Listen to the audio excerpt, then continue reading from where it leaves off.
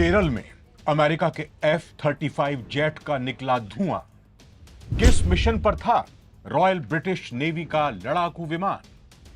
20 दिन बाद भी क्यों स्टार्ट तक नहीं हो पा रहा फाइटर जेट? भारत ने लगाया ऐसा ताला, ले लिया जासूसी का बदला।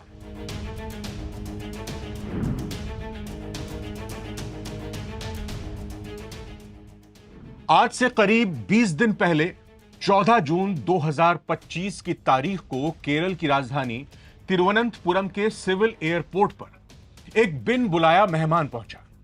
यह था दुनिया का सबसे महंगा, सबसे हाईटेक माना जाने वाला रडार और डिफेंस सिस्टम की आंखों में धूल झोंक कर चकमा देने में माहिर 5th generation stealth fighter jet F-35B। Made in America और रॉयल ब्रिटिश नेवी में अपनी सेवाएं दे रहे इस लड़ाकू विमान की कीमत है करीब 850 करोड़ रुपए, जिसे उड़ाने के लिए 1 घंटे का खर्चा 31 लाख रुपए का आता है।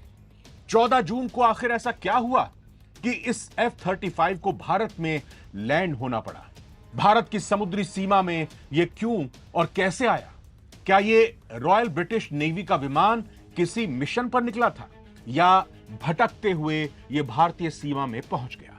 अब 20 दिनों से यह जिस तरह से केरल में फंसा हुआ है, तो इसे लेकर कई तरह के कयास चल रहे हैं। दरअसल इन कयासों को हवा तब मिली जब इसे भारतीय वायुसेना के अफसरों को छूने तक नहीं दिया गया, हाथ नहीं लगाने दिया गया। बताया जा रहा है कि पहले कम फ्यूल और फिर खराब मौसम की वजह से ऐसा हुआ। बाद में हाइड्रोलिक सिस्टम में खराबी आ गई। ये सवाल उठ रहे हैं कि क्या यह विमान भारतीय क्षेत्र में जासूसी करने आया था?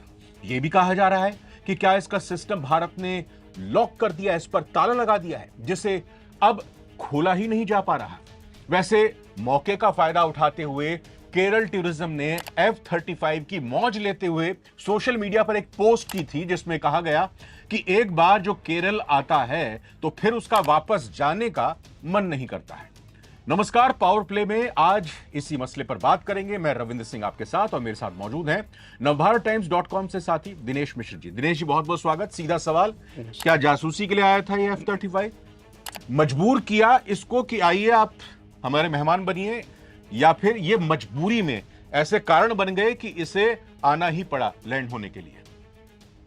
नहीं, इसको सोशल मीडिया पे ये बज इन दिनों काफी चल रहा है। लोग कह रहे हैं कि आखिर ऐसी क्या बात हो गई कि 20 दिनों से ये अटका पड़ा है। काफी दिन तक तो ये बारिश में रहा, खुले आसमान के नीचे रहा।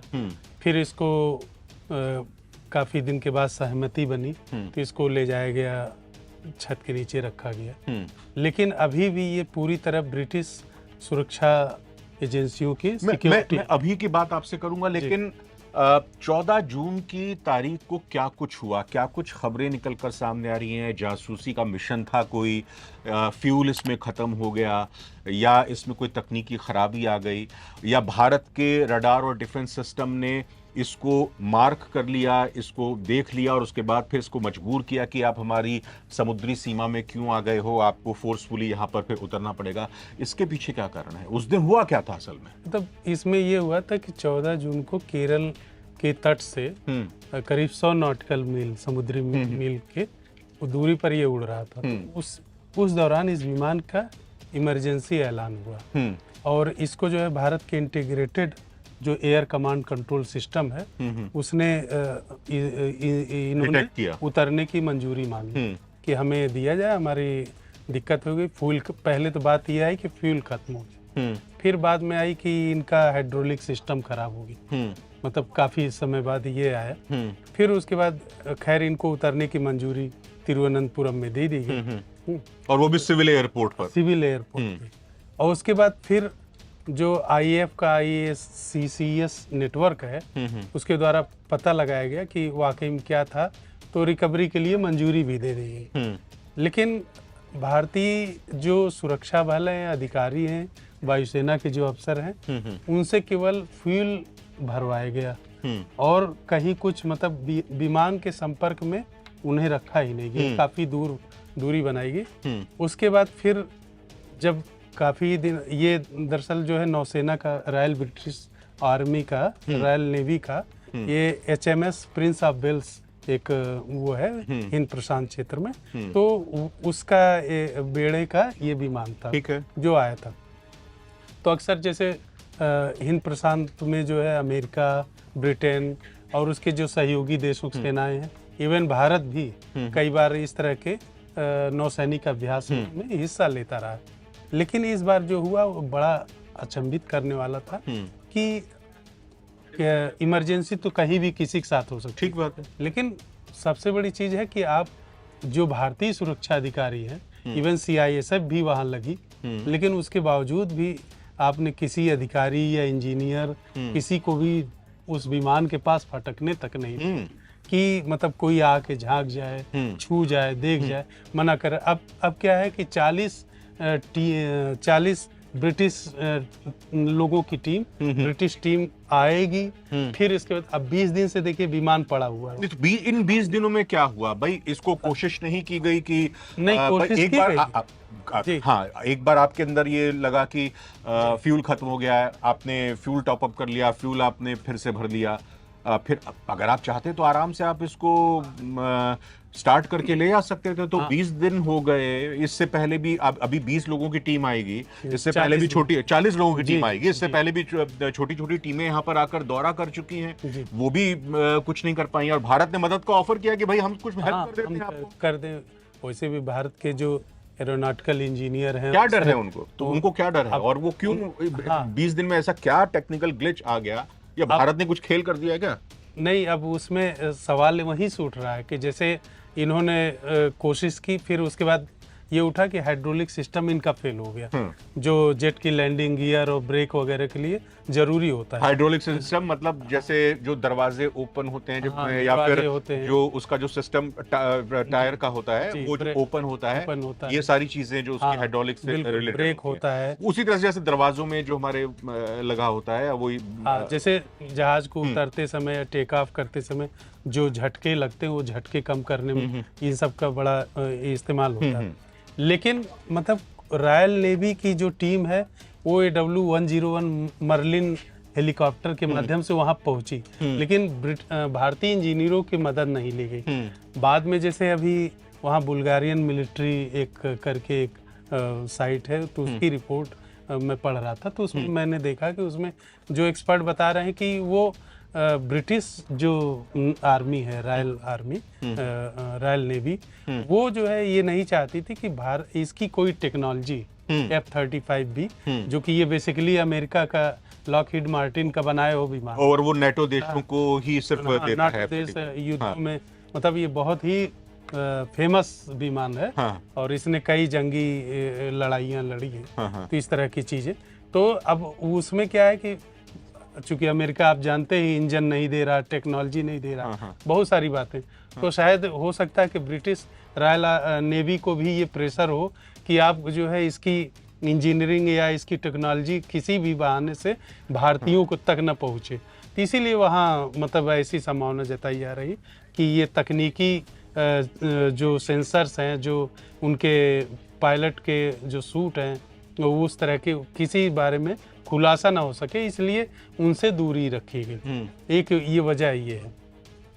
और आप जानते हैं हिंद प्रशांत जो क्षेत्र में युद्धाभ्यास होते हैं, वो ज़्यादातर वो चाइना की जो दबदबे को कम करने के लिए किए जा रहे हैं, क्योंकि वहाँ अमेरिका की प्रेजेंस है, इंडिया भी है और नाटो देशों की सेनाएं भी हैं। तो अब ऐसे में मतलब इस एरिया में अगर F-35 का कोई टेक्नोलॉजी आ गई, तो उनको ये डर है कि कहीं ये मतलब जो हमारा जो दबदबा है वो कम ना हो जाए। तो ये इसके पीछे एक बड़ी वजह है। नहीं तो क्या एक कहावत है कि अतिथि तुम कब जाओगे, हमने शुरू में ही कहा कि हमारे मेहमान हैं, आए हुए हैं, अब ऐसी ही बात है, अब हम तो इनसे किराया भी वसूलेंगे, क्योंकि अगर आप साधारण तौर पर अपने टू व्हीलर या कार कहीं पार्क करने के लिए जाते हो, तो उसी तरह से एयरपोर्ट पर, चाहे वो डोमेस्टिक एयरलाइंस के एरोप्लेन्स होते हैं या फिर फाइटर प्लेन्स अगर आते हैं कहीं पर, तो उसको आपको पार्किंग शुल्क देना पड़ता है। खैर ब्रिटेन को उससे कोई दिक्कत समस्या नहीं होगी, लेकिन कहा यह जा रहा है कि भारत की तरफ से कुछ ऐसा जादू कर दिया गया है, कुछ ऐसा इसका सिस्टम लॉक कर दिया गया है कि ये टेक ऑफ नहीं कर पा रहा है, ये उड़ नहीं पा रहा है, स्टार्ट तक नहीं हो पा रहा है। तोड़ इसका नहीं मिल पा रहा। ये अभी चूंकि ऑथेंटिक रूप से हम नहीं कह सकते, सोशल मीडिया पर ही है। लोग कई तरह के कयास लगा रहे हैं कि सॉफ्टवेयर जाम कर दिया गया भारत की ओर से और ये लोग कुछ नहीं कर पा रहे हैं। फिर उनकी टीम एक्सपर्ट आ रही है।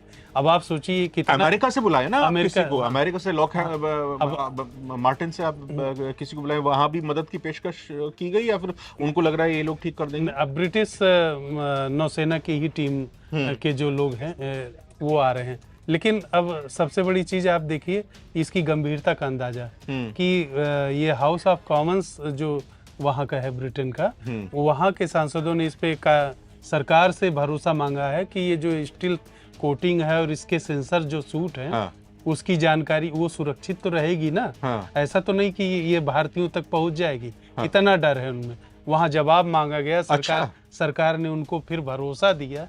वहां की संसद मतलब उनको ये संशय हो रहा है कि ये स्टेल्थ हम फाइटर जेट बोल रहे हैं जो कि रडार के पकड़ में नहीं आ सकता, तो क्या भारत ने इसको पकड़ लिया है रडार सिस्टम ने, डिफेंस सिस्टम ने? ये उनके मन में सवाल है। और दूसरा यह है कि अगर वो भारत में मजबूरीवश उसको लैंड करना पड़ा है तो भारत उसकी टेक्नोलॉजीज की प्रोग्रामिंग को हासिल तो नहीं कर रहा। तो ये इस तरह के दो डर हैं। और दो डर हैं। और जो ऑपरेशन सिंदूर के बाद दुनिया ने देखा कि भारत टेक्नोलॉजी के लेवल पे, रडार के लेवल पे और इस तरह के सेंसर्स के लेवल पे भारत बहुत आगे निकल चुका है इस पूरे रीजन में।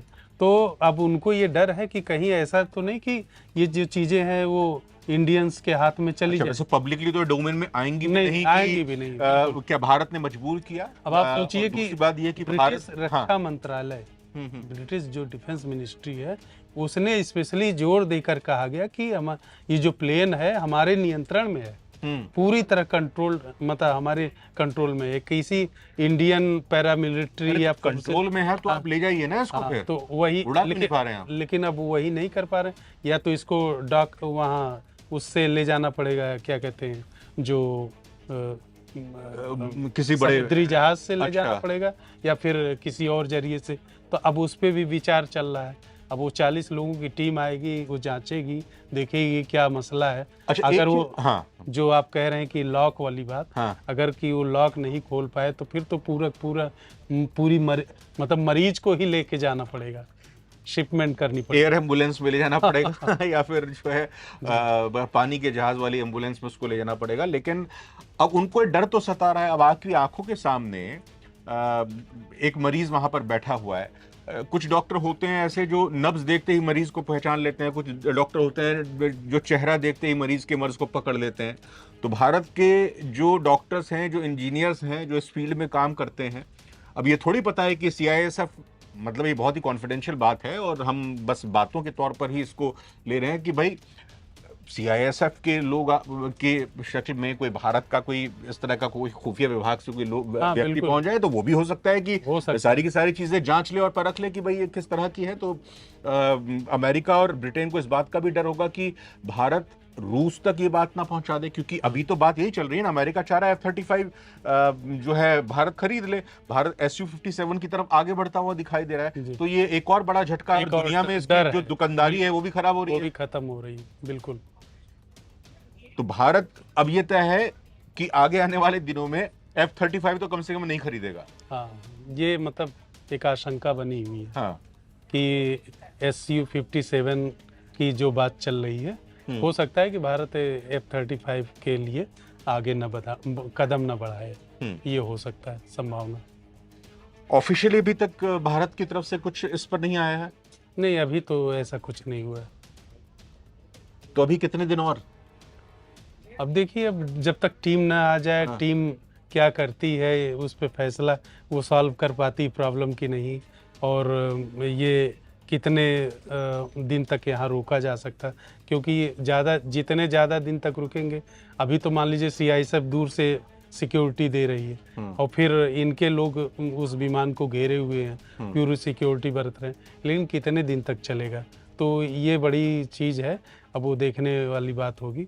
अभी तो 20 दिन हो चुके हैं, अब टीम कब तक आती है ये देखने के बाद। तो जिस पर गुमान था F-35 पर अमेरिका को और उसके NATO सहयोगी देशों को, उस गुमान को एक तरह से कहें कि चकनाचूर कर दिया है भारत ने, पोल पट्टी खोल कर रख दी है। हालांकि ये जैसा हमने पहले भी कहा कि पब्लिक डोमेन में ऐसी बातें शायद ही आए और आनी भी नहीं चाहिए, लेकिन इस तरह के कयास और इस तरह की चर्चाएं तो जरूर की जा सकती हैं।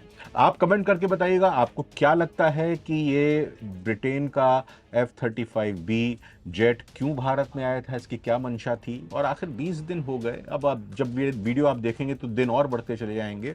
कब तक ये वापस जाएगा और भारत का क्या डर इस पर है, और क्या भारत ने ही इसको लॉक किया है और भारत की बिना मदद के ये वापस नहीं जा पाएगा, इस पर हम चाहेंगे कि आप कमेंट करें। नवभारत टाइम्स हमारे चैनल को सब्सक्राइब करें। वीडियो अच्छी लगी हो तो लाइक जरूर कीजिएगा। दिनेश जी आपका बहुत बहुत धन्यवाद, बहुत बहुत शुक्रिया। तो पावर प्ले के आज के एपिसोड में फिलहाल इतना ही। नमस्कार।